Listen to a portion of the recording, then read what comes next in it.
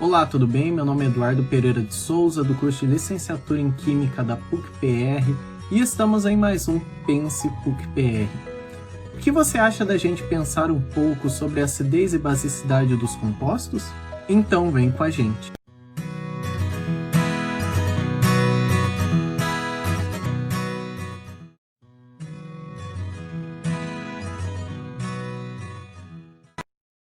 E aí, como está o seu preparo para o Enem? Ansioso, cansado, preocupado? Fica tranquilo, a gente vai te dar uma mãozinha a ajudar a lembrar um pouco como são os compostos ácidos e básicos, como eles funcionam, suas teorias. Bom, e para ajudar também, vamos dar uma olhada nesse problema do Enem, que ele traz para a gente a acidez de polpas de fruta que a gente consome no nosso dia a dia em casa, que a gente prepara aquele suco, aquela polpa congelada. E essa questão, ela quer saber, ela traz dados de uma amostra e ela quer saber de qual fruta que se trata essa amostra. A gente tem aqui acerola, caju, cupuaçu, graviola e maracujá.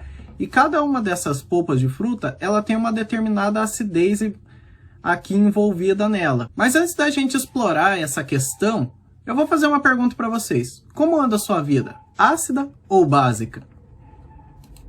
A gente pode ver que os ácidos e as bases estão frequentemente no nosso dia a dia, como a química também. E aí, você se lembra o que são esses compostos? Bom, para explicar isso, podemos utilizar a teoria destes grandes cientistas, onde uma teoria irá complementar a outra. Vamos primeiro dar uma olhada na teoria de Arrhenius, onde para ele, o papel principal para determinar se é um ácido ou uma base é em solução aquosa, onde um ácido para ele é aquele composto que libera o H+ em solução aquosa. Vamos dar uma olhada aqui no exemplo do ácido clorídrico mais água. Podemos ver que em solução aquosa ele se ioniza, então liberando o seu H+ no meio e o seu Cl- no meio também. Já uma base é aquele composto que libera a sua hidroxila em solução aquosa.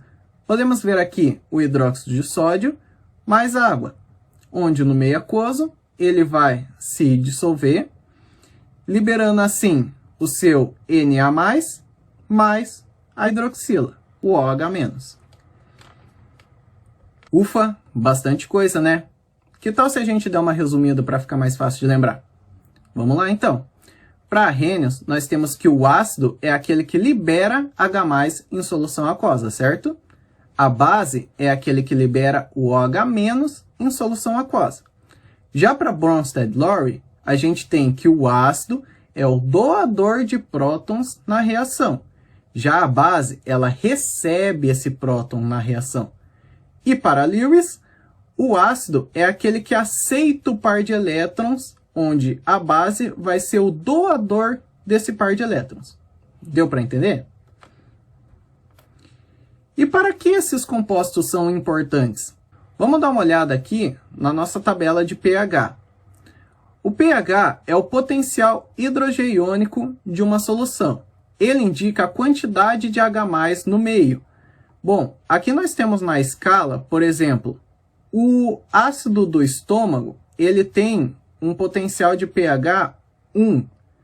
Já, por exemplo, aqui, os antiácidos, que são aqueles comprimidos, aqueles remédios que a gente toma quando está com um pouco de incômodo no nosso estômago. Aqui nós temos que ele pode apresentar um pH ali entre 10. Bom, e se a gente der uma olhada, então, nas reações de neutralização, que são aquelas reações que ocorrem quando a gente tem uma reação entre um ácido e uma base. Podemos ver aqui que as reações de neutralização, elas vão formar água e sal. E para dar uma olhada melhor nessa parte de neutralização, vamos dar uma olhada aqui nesse exemplo, onde temos 3 ácidos, sendo eles o ácido clorídrico, o ácido sulfúrico e o ácido cítrico, onde cada um deles precisa de uma quantidade exata de mols de hidróxido de sódio para ser neutralizado. O clorídrico precisa de 1 mol de hidróxido de sódio, o sulfúrico 2 mols de hidróxido de sódio e o cítrico 3 mols de hidróxido de sódio. Bom, isso acontece porque os ácidos eles têm uma coisa chamada hidrogênio ionizável, que são aqueles átomos onde os hidrogênios presentes no ácido eles podem se ionizar, eles interagem com a água e são liberados como prótons.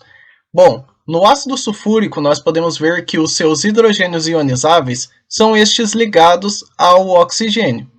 Já nessa molécula de ácido acético, nós podemos ver que o seu hidrogênio ionizável é este aqui ligado ao oxigênio porque ele forma uma ligação polar. Já esse daqui ligado ao carbono, ele já não forma uma ligação polar, por isso ele não é o mais indicado para ser ionizável. Bom, nós podemos também classificar os ácidos pelos hidrogênios ionizáveis deles. Por exemplo, um monoácido é aquele que libera um hidrogênio, já um diácido libera 2, um triácido 3 e um tetraácido 4. Aqui temos também uma reação de ionização de ácido, onde temos um hidrogênio ligado a um halogênio, mais uma molécula de água, fazendo a sua dissociação e a liberação entre H+, e halogênio-. Aqui a gente tem uma coisa importante para a gente contextualizar. Duas reportagens, onde essa daqui traz a notícia de uma empresa que fornecia leite, ela estava entregando esse leite com um pH alterado, e isso estava acarretando em problemas para a saúde. E já essa daqui, a gente tem a adulteração do vinagre, do azeite, que estava vindo com o pH também alterado. A gente pode ver então que a acidez e basicidade dos compostos pode prejudicar muito a saúde das pessoas se ela não controlada de um jeito certo nos alimentos, nas coisas que utilizamos no nosso dia a dia.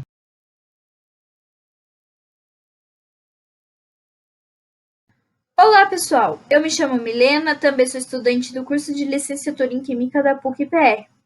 Vou continuar com vocês a discussão sobre ácidos e bases, falando especificamente de uma questão do Enem. Vamos lá? Então, como estruturar um raciocínio para resolver as questões do Enem? Aqui temos a descrição do Enem. Para estruturar a resolução, vou ressaltar as informações que vão nos ajudar a resolver a questão. Ok? Temos aqui a acidez total de ácido cítrico expressa pela sua quantidade em gramas para cada 100 gramas de polpa de fruta. Lembrar que este ácido tem 3 hidrogênios e a massa molar igual a 192 gramas. E para determinar a acidez, foi utilizado o procedimento de titulação, dissolvendo-se a 2,2 gramas de polpa de fruta em água, usando hidróxido de sódio a 0,01 mol por litro, como agente titulante. Observou-se que foram gastos 24 ml desta base. Bem, o foco deste problema é determinar indiretamente a concentração de H+ no meio.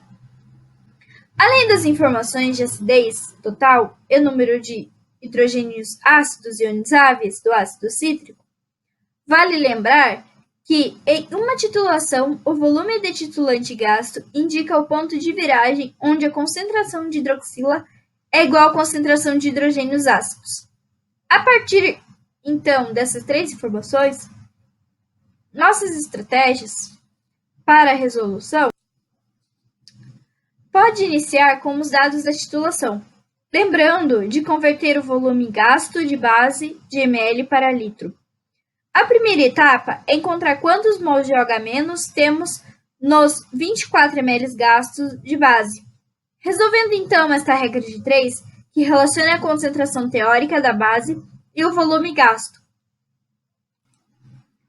Chegamos no valor de número de mols de OH- contidos nos 24 ml. A etapa seguinte considera a equação química balanceada. Lembre-se que citamos este exemplo em alguns slides anteriores, que é preciso 3 mols de NaOH para neutralizar uma molécula de ácido cítrico. Resolvendo esta regra de 3, que relaciona a estequiometria entre ácido e base, que temos número de mols de H+, nos 2,2 gramas de polpa analisada, é igual a 8 vezes 10 a menos 5 mols. Uma vez que encontramos números de mols de H+ presente na amostra de polpa, convertemos esse valor em gramas, considerando a relação com a massa molar de 1 mol de ácido, que é 192 gramas, transformando-se em 8 vezes 10 a menos 5 mols. Temos, então, a 0,01536 gramas de ácido cítrico presente em 2,2 gramas de polpa. Mas então, enquanto isso representa essa informação de acidez total? Para isso, precisamos descobrir qual a massa de ácido em 100 gramas de polpa. E para isso, mais uma regra de 3 poderá ser feita, como mostrado aqui. Resolvendo este cálculo simples, chegamos no valor aproximado de 0,7 gramas de ácido cítrico por 100 gramas de polpa. Temos agora como descobrir qual das frutas possui esse valor de ácido cítrico, analisando as informações da tabela. Chegamos então à alternativa C, que corresponde ao caju ou graviola, que apresenta um valor mais próximo a igual a 0,6 gramas de ácido cítrico por 100 gramas de polpa. Resolvendo juntos parece mais fácil, não é?